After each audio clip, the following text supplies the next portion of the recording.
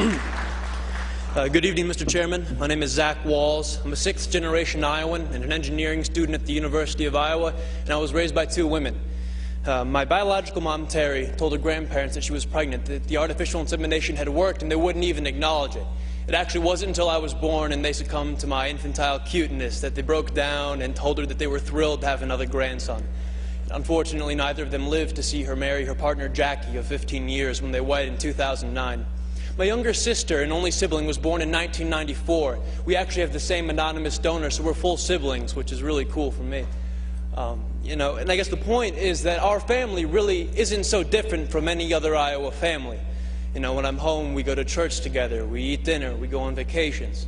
But we have our hard times too. We get in fights.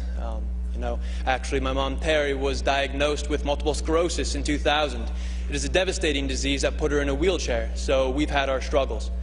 But, we're Iowans. We don't expect anyone to solve our problems for us. We'll fight our own battles. We just hope for equal and fair treatment from our government. Being a student at the University of Iowa, the topic of same-sex marriage comes up quite frequently in classroom discussions. And the question always comes down to, well, can gays even raise kids?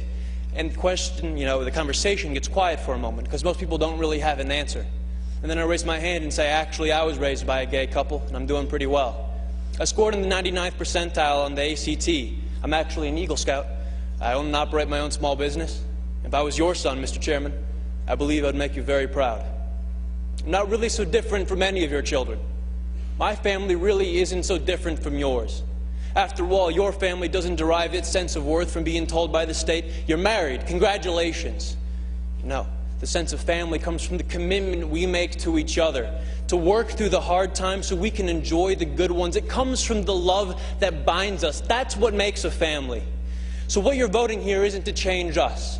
It's not to change our families, it's to change how the law views us, how the law treats us. You are voting for the first time in the history of our state to codify discrimination into our Constitution, a Constitution that, but for the proposed amendment, is the least amended Constitution in the United States of America. You are telling Iowans that some among you are second-class citizens who do not have the right to marry the person you love. So will this vote affect my family? Would it affect yours? Over the next 2 hours, I'm sure we're going to hear plenty of testimony about how damaging having gay parents is on kids. But in my 19 years, not once have I ever been confronted by an individual who realized independently that I was raised by a gay couple. And you know why?